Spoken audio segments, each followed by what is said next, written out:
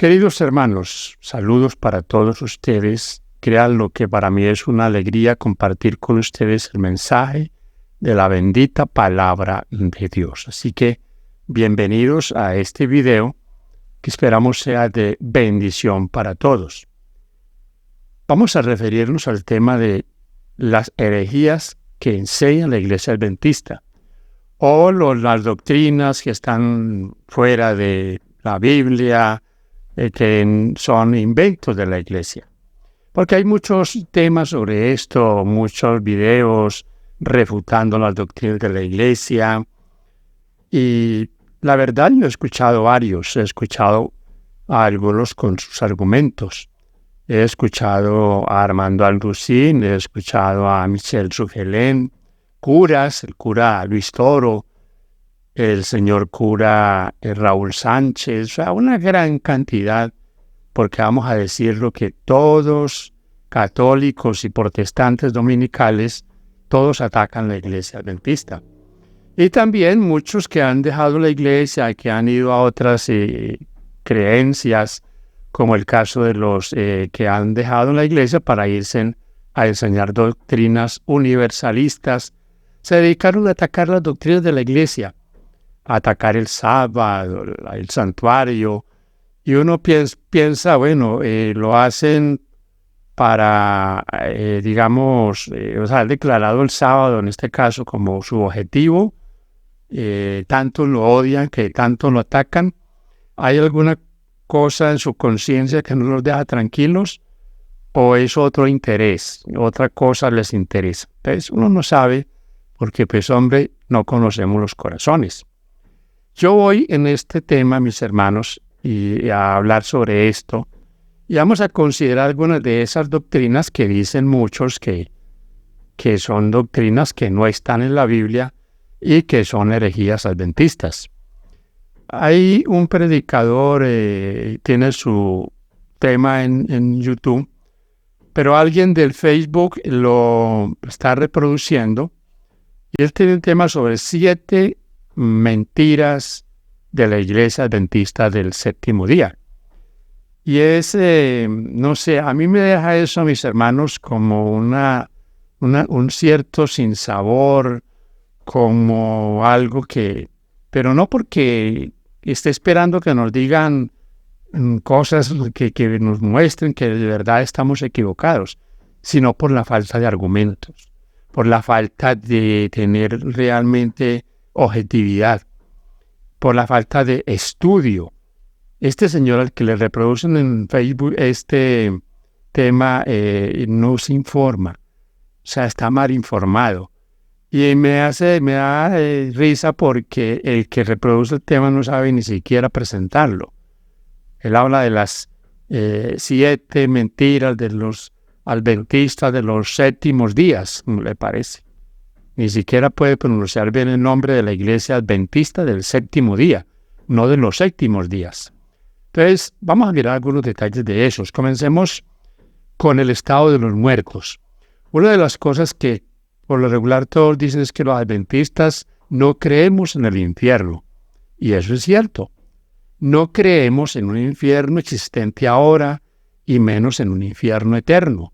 Lo que los adventistas sí creemos es que habrá un castigo. Finalmente habrá un castigo, que cada uno recibirá un castigo conforme a sus obras, pero no en un infierno eterno. Y este asunto, mis hermanos, del estado de los muertos, de la inmortalidad del alma, pues es un asunto muy claro en la palabra de Dios. Podríamos comenzar hablando de lo que la Biblia nos dice, porque si la Biblia nos da muy claramente los textos para refutar esas ideas de un infierno eterno o de un alma inmortal. Por ejemplo, Job.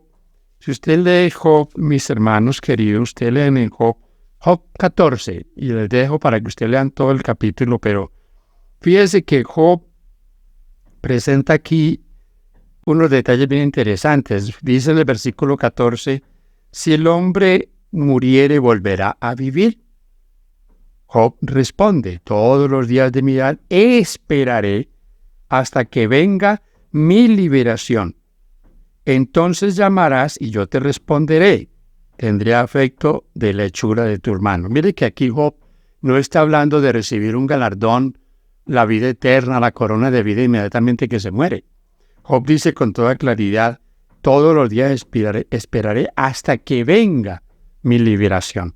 O sea, él sabía que su liberación vendría al final de los días. Hay muchos textos, yo no voy a darles una gran cantidad de textos porque, como dice el dicho popular, al buen entendedor, pocas palabras. Voy aquí al libro de Daniel. Aquí en el libro de Daniel encontramos algo bien interesante. Mire que la Biblia nos habla de la muerte como un sueño, y eso lo encontramos repetidas veces en el Antiguo Testamento. El versículo 2 de Daniel 12 dice, y muchos de los que duermen en el polvo de la tierra serán despertados, unos para vida eterna y otros para vergüenza y confusión eterna. Hermano querido, ¿ustedes creen que la Biblia se contradice? Dice en Eclesiastés 9, 5 y 6 que los vivos saben que han de morir, mas los muertos nada saben. Y aquí dice que los que duermen en el polvo de la tierra serán despertados. Si el alma es inmortal, si no nos morimos, y aquí vale la pena que recordemos la mentira del diablo en el huerto del Edén cuando le dijo a Eva, no moriréis, que la siguen repitiendo todos estos defensores de la inmortalidad del alma. Entonces, ¿qué razón tendría el Señor para resucitar cuerpos si ya los que han muerto y eran buenos, habían aceptado el Evangelio, están en el cielo? Fíjese lo que le dice el ángel a Daniel. En el versículo 13 de este mismo capítulo 12 dice así, y tú irás hasta el fin, y reposarás, y te levantarás para recibir tu heredad al fin de los días. Mire, mi hermano, si a alguno de los profetas yo he admirado es al profeta Daniel, por su estilo, por su firmeza, por la sencillez que uno nota cuando lee la vida, la obra del profeta Daniel. Si a Daniel se le dijo que dormiría, que reposaría y que se levantaría para recibir su heredad al fin de los días, ¿qué razón tengo yo para creer otra cosa? Es lo mismo que escribe el apóstol Pablo en el capítulo 4 de la segunda carta a Timoteo, versículo 8. Aquí es donde él dice, por lo demás me está guardada la corona de justicia, la cual me dará el Señor juez justo, en aquel día, y no solo a mí, sino a todos los que aman su venida, en aquel día. Créanle, si no le creen a Daniel, a Job, a Pablo, crean en el Señor Jesús. En el Evangelio de Juan, en el capítulo 11, él habló de la muerte, y hablando de Lázaro como un sueño. Usted lo puede leer ahí del versículo 11 en adelante. Un sueño, que los discípulos dijeron, bueno, y si está dormido va a despertar. Pero no les estaba hablando del sueño natural, sino de la muerte como un sueño. Y el último versículo que quiero compartirles está aquí en Apocalipsis 20, versículo 5 y 6. Dice aquí, pero los otros muertos no volvieron a vivir hasta que se cumplieron 1000 años. Esta es la primera resurrección, o sea, la resurrección en la venida del Señor. Versículo 6. Bienaventurado y santo el que tiene parte en la primera resurrección, la segunda muerte no tiene potestad sobre estos, sino que serán sacerdotes de Dios y de Cristo y reinarán con él 1000 años. Pregunto, ¿no volverán a vivir? ¿Cómo entonces van a decir que están vivos en el infierno o que están vivos en el cielo? Si aquí dice que los otros muertos, o sea, los impíos, no volvieron a vivir hasta que se cumplieran 1000 años. No podemos contradecir la palabra de Dios. Que no creemos en el infierno, es que la Biblia, mis queridos hermanos y amigos, nos dan pruebas de que no habrá un infierno eterno. Dice Apocalipsis 21:4 lo siguiente, este es un texto que derriba esa idea malsana donde se presenta a Dios como un verdugo, como un psicópata que quema por la eternidad a los pecadores. Dice 21:4 de Apocalipsis, enjugará Dios toda lágrima de los ojos de ellos, y ya no habrá muerte, ni habrá más llanto, ni clamor, ni dolor, porque las primeras cosas pasaron. No habrá llanto, ni dolor, ni clamor. ¿Cómo va a estar un infierno activo durante la eternidad cuando la Biblia dice que ya eso pasó, que no habrá más muerte, ni llanto, ni dolor? En ningún lugar del universo. Pasemos a otro punto. Hablemos de la alimentación.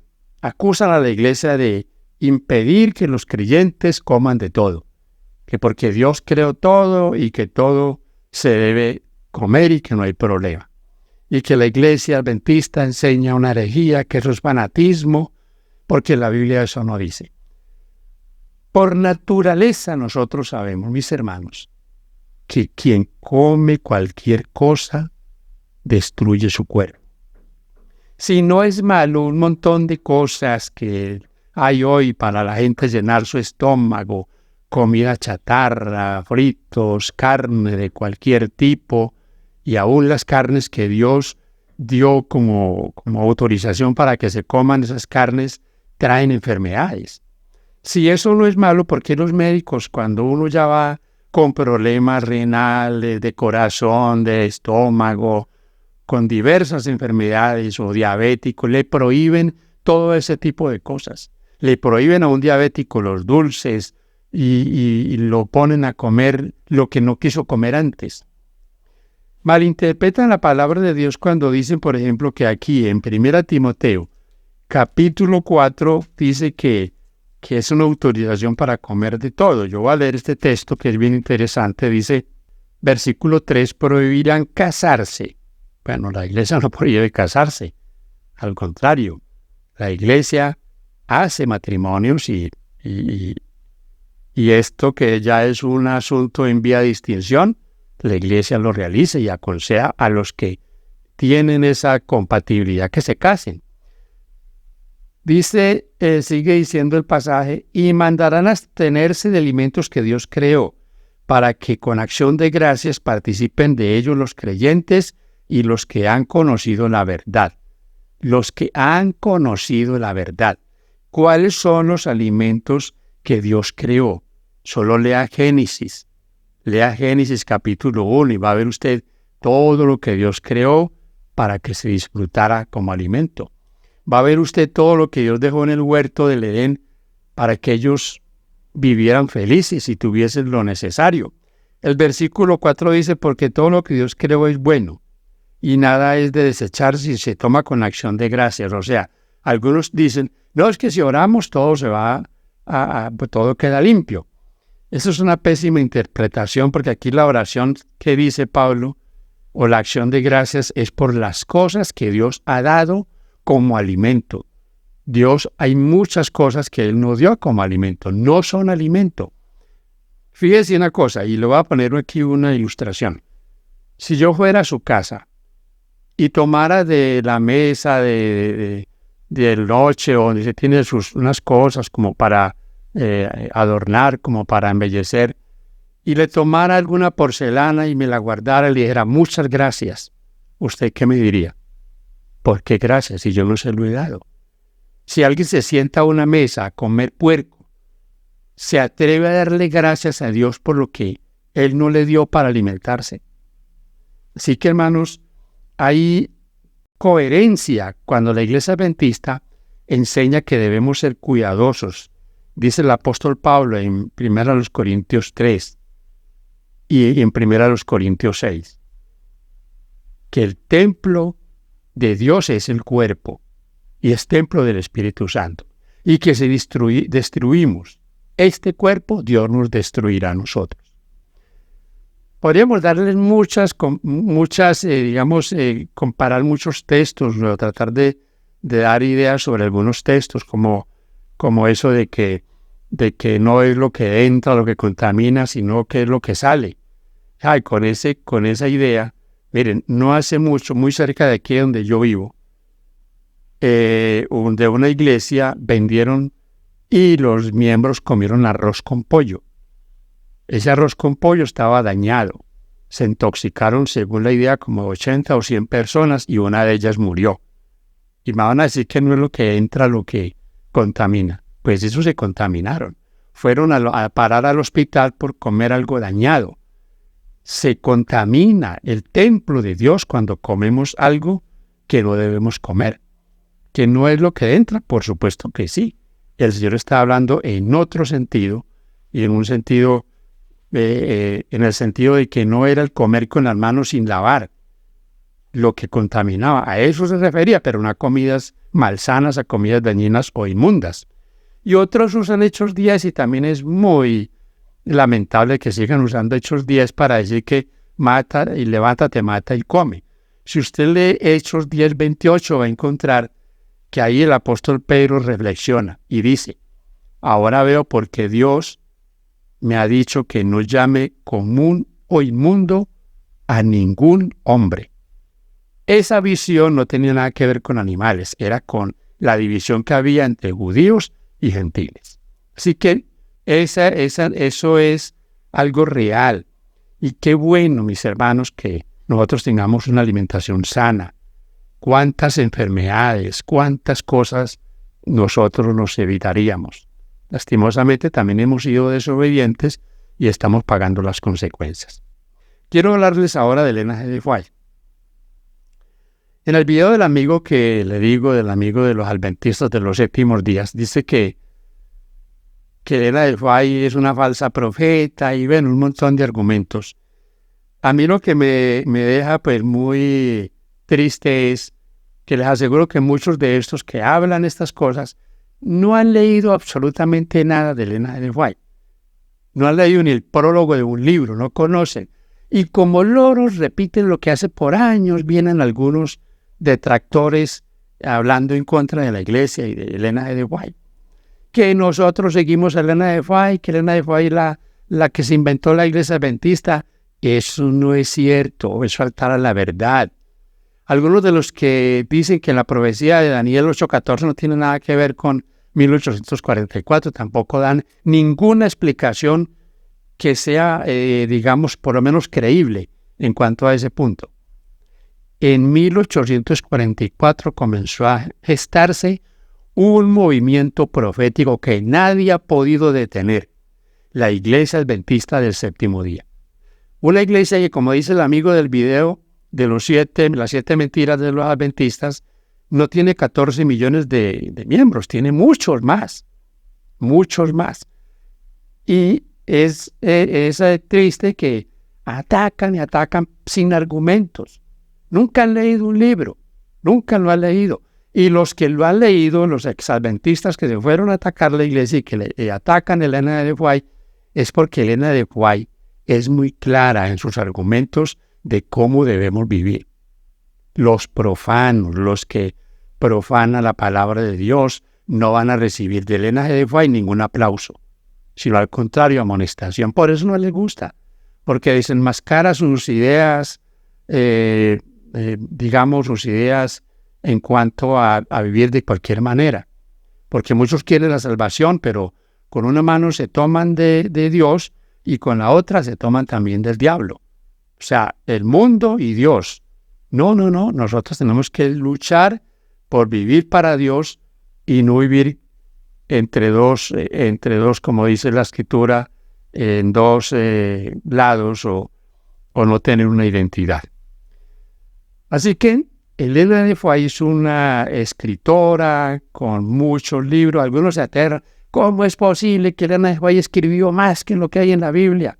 Que porque tienen 60 o 70 libros. Los temas que Elena de White ha tocado son temas que demandan mucho material. La familia, los profetas, la alimentación, los asuntos de los tiempos finales. Eso no se podía escribir en 2 páginas. Y gracias a Dios, los que apreciamos esos escritos nos han ayudado muchísimo. Un adventista del séptimo día que estudia el espíritu de profecía es un buen, se alimenta bien, se viste bien, diezma, ofrenda, vive de la mejor manera posible para honra y gloria de Dios. Por supuesto. Y eso no sobra decirlo. Por encima está la palabra de Dios. Es que de aquí es donde ella extrajo todos sus argumentos para escribir. Ella no escribe de su propio, sino de la palabra de Dios. Así que son argumentos que le dejan a uno más bien lo dejan como triste por la falta de coherencia y por la idea de estar repitiendo lo que otros dicen. Tenemos ahora, por ejemplo, también se quejan por el uso de las joyas en las mujeres, los vestidos, todo eso. Miren, hermanos, la Biblia es muy clara cuando habla de que los arreglos personales, todos esos asuntos que hombres y mujeres se cuelgan de sus orejas, se rompen la lengua, los labios, todo eso son accesorios inútiles y que son idólatras. Lea Génesis 35, ¿cómo llama allí la Biblia todas esas cosas? Las llaman ídolos.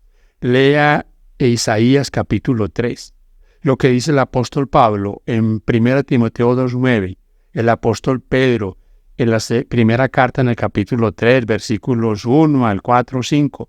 Es claro, la Biblia lo que expresa es que debemos ser sencillos, naturales, que no podemos ser, ¿cómo se dice?, vanos o falsos en cuanto a cómo nos organizamos, cómo nos arreglamos. No hay cosa más bonita que cuando las personas son naturales.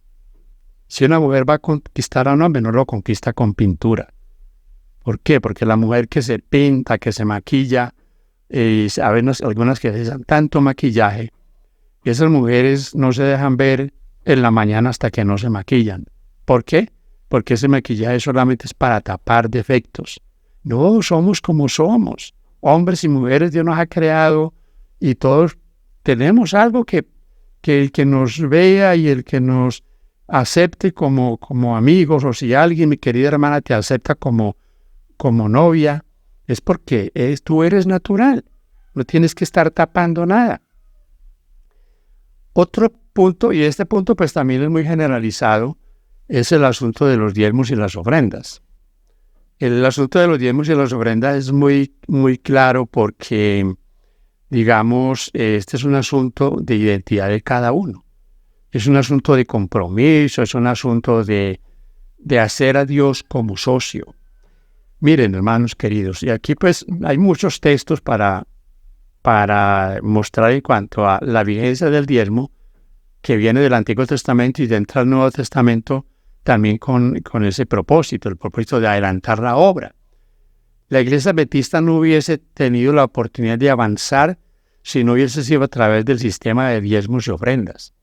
En todo el mundo está la Iglesia Adventista del Séptimo Día. Y yo me gozo en saber que esa parte, el cumplimiento de esa parte de diezmar y ofrendar, hace que la obra avance. ¿Qué es que hay pastores así? No, sí, claro, es que eso no se niega. No se niega que dentro de la obra no hay hombres que no son honestos. Hay hombres que están por el salario, eso es cierto. Pero yo no voy a privar a los buenos pastores, a los buenos obreros, a los buenos administradores, de que tengan su sustento por los malos. Pues el hecho de que haya unos malos no puede privarse de los buenos. Dios es el que va a arreglar eso. Yo cumplo mi parte. Y el Señor Jesús lo dijo muy claramente en Mateo 23. Es necesario, cuando habló con los fariseos, de hacer esto sin dejar de hacer lo otro. Porque ellos eran muy estrictos en diezmar, pero eran sin misericordia. Y hay que tener misericordia, pero también ser correctos en el diezmo y la ofrenda. Así que en eso, mis hermanos, el que no quiere, el egoísta, miren, con el diezmo, el primer beneficiado es el diezmador. Es que Dios no necesita mi dinero, ni su dinero, que Él es el dueño de todo. Dice en el Salmo, si yo tuviera hambre, dice Dios, te diría a ti. Dios nos pediría de comer a nosotros si Él tuviera hambre. No, pero ese plan de Dios es un plan sabio, un plan perfecto para despojarnos a nosotros de esa parte que es tan fea en nuestro carácter. Es el egoísmo. Quien diezma no es egoísta y también puede ayudar a alguien que lo necesite. No está pegada a algo que mañana no lo vamos a tener. Muéstreme en la Biblia o muéstreme en dónde dice que en la tierra nueva o en el cielo vamos a tener dinero y vamos a comprar y a vender y van a haber bancos y no, hermano, es que estamos apegados de algo que en el reino de los cielos no va a existir. Entonces, ¿por qué no ser fiel a Dios? Que un día el Señor cuando nos llame no nos avergoncemos de haber sido infieles, de habernos gastado también lo que a Él le pertenece, que es la parte del diezmo y la ofrenda. Así que yo no voy a argumentar con muchos textos sobre esto, porque esto también es un asunto de fe. El creyente que tiene fe, obra. Yo podría pasarme aquí mucho tiempo contándole las experiencias mías en este aspecto. Las bendiciones de Dios. Llevo 10 años luchando con unos problemas de salud. Y eso, y he estado hospitalizado, y no un día, semanas. He tenido muchas hospitalizaciones, muchas cirugías, tiempos de no hacer nada, y nunca Dios me ha desamparado. Hay personas en otros lugares que nos han apoyado, y eso es una bendición del cielo, que ponen el corazón de ellos para que nos apoye. Nos apoyan en este ministerio, nos apoyan, y me han apoyado aquí donde vivo. He recibido bendiciones que hasta yo me he quedado maravillado de eso. Es que Dios lo ha prometido. Yo derramaré sobre vosotros bendición hasta que sobreabunde. Me quedan en esta parte como 2 detalles, y uno es muy importante. No lo he tocado y lo quise dejar más bien como de último, porque es que esa es la piedra de tropiezo para la mayoría de todos los evangélicos, sobre todo los dominicales. El día de reposo de Jehová. El día de reposo del Señor, no de la iglesia adventista. Esto no se lo inventó la iglesia. ¿Qué es que la iglesia adventista obliga? No, aquí no obligan a nadie. Yo llevo ya décadas en esta iglesia, a mí no me han obligado ni a diezmar, ni a guardar el sábado, ni a alimentarme correctamente. No, Señor. Eso es una mentira para denigrar de algo que es bonito y que nos ayuda en nuestro crecimiento espiritual.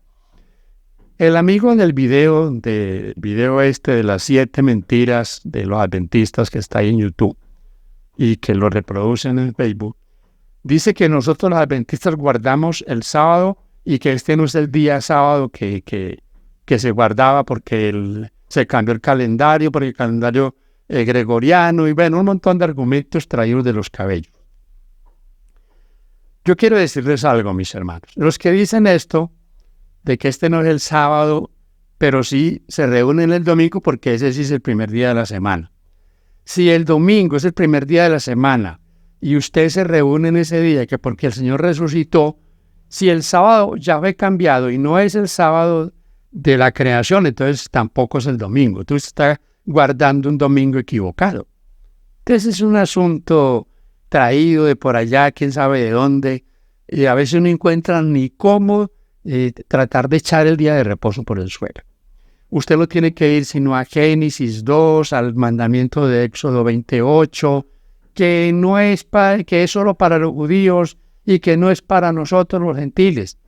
Hermano, eso tampoco es cierto. Desde el mismo mandamiento, miren, en el mandamiento de Éxodo 20, no solo los extranjeros, hasta los animales debían se les debía dejar descansar ese día. Isaías 56, los eunucos, los extranjeros, los hijos de los extranjeros. El Señor Jesús en Marcos 2 dijo, Marcos 2, 27 y 28 dijo, el día de reposo fue hecho por causa del hombre. El Señor debió haber dicho, el día de reposo fue hecho por causa de los judíos. No, por causa del hombre, porque es para el hombre. Es una bendición para el hombre. El problema que tenemos hoy en el mundo con la evolución, lo que enseñan en los colegios, es lamentable. ¿Por qué? Porque eso nos muestra que el hombre, cuando se separó de Dios y comenzó a pisotear el día de reposo, que es el memorial de la creación, es el sello de la creación, porque usted lee Génesis y usted encuentra que después de que Dios hace todo, dice en el capítulo 2, versículo 1 al 3, que Dios reposa, bendice y santifica ese día. Entonces, es el sello de la creación, es el recordativo de la creación. Lea Éxodo 16 y va a ver el milagro del maná. Mi hermano, hay razones mil para que nosotros entendamos que el día de reposo está vigente, que la ley de Dios no ha sido abolida. Esa es otra mentira, que la ley de Dios fue abolida, que porque la ley de Dios no se puede guardar, que ninguno la puede guardar. Si la ley de Dios no se puede guardar, entonces Dios mintió, porque fue Dios el que dio la ley, fue Dios el que dijo en Deuteronomio 30, versículos 11 al 14, que eso no estaba ni al otro lado del mar, ni estaba por allá en una estrella, para que no lo pudiéramos guardar. Que es posible guardarlos. La debilidad está en nosotros, pero es posible hacer esa voluntad de Dios y guardar el día de reposo y guardar los mandamientos de Dios. ¿O es que a ustedes, los que dicen que no se puede guardar, les gusta mucho el adulterio, la fornicación, el robo, adoran imágenes? Cuando uno los enfrenta desde este lado, mostrándoles los 9 mandamientos que supuestamente están abolidos, porque toda la ley está abolida. Ellos nunca dicen que está abolido el sábado. Todo el problema es con el sábado. Pero cuando usted le dice, bueno, entonces se puede robar, se puede matar, podemos deshonrar padre y madre, absolutamente. Dicen que no. Pero entonces está abolida. Algo que está abolido ya no se puede, ya no sirve. Pero esa es una distracción, porque el ataque no es contra los otros mandamientos, sino contra el sábado. Mis hermanos queridos, el sábado es el día de reposo. Y eso que vengan los curas más que todos salen con la idea de que Apocalipsis 1:10 dice que es el día del Señor y que el día del Señor es el domingo. Y algunas Biblias ya les quieren cambiar el texto, el día del Señor el domingo. Cuando dice Juan que yo estaba en el Espíritu en el día del Señor. En la Biblia, el único día que conocemos como el día del Señor es el sábado. Está en todo el Antiguo Testamento. Usted lee Isaías 58:13 y el Señor dice ahí, mi día santo. ¿Cuál es mi día santo? Según la palabra de Dios. Dice el versículo 14, la boca del Señor lo ha hablado. Mi día santo o el día del Señor es el sábado. Gústele o no. El problema está, mis queridos hermanos, es que los que lo rechazan, y por el hecho de que lo rechacen no es que entonces sea mentira. No lo aceptan. Y están en todo su derecho. Pero no digan que fue que Dios se equivocó y que Dios cambió, porque Dios no ha cambiado. Eso es una mentira que el diablo ha introducido en el cristianismo. Así que, mis hermanos queridos, quería dejarles esta reflexión que nos ayude esto a entender que y tenemos cantidad de versículos para cada uno de estos puntos, sobre el estado de los muertos, sobre la alimentación que debe ser lo mejor para honra y gloria de Dios. Dicen 1 Corintios 10:31, si coméis o bebéis o hacéis otra cosa, hacedlo para la honra y la gloria de Dios. Elena G. de Foix hizo una bendición para cada adventista que lo valore, porque ella ayuda allí para cada uno de nosotros.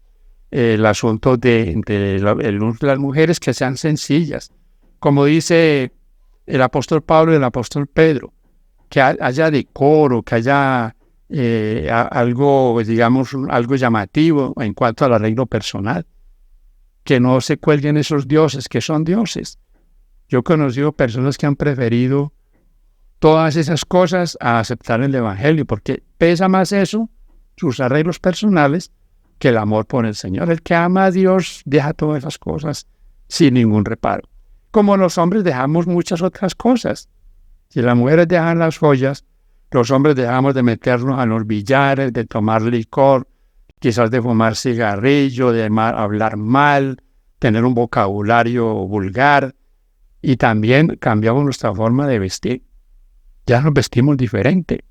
Entonces, el diezmo es otra bendición, el día de reposo y la ley de Dios se debe guardar. El apóstol Juan, termino con este texto, en su primera carta, en el capítulo 2, el versículo 4, dice, si alguno dice, yo le conozco, y no guarda sus mandamientos, el tal es un mentiroso.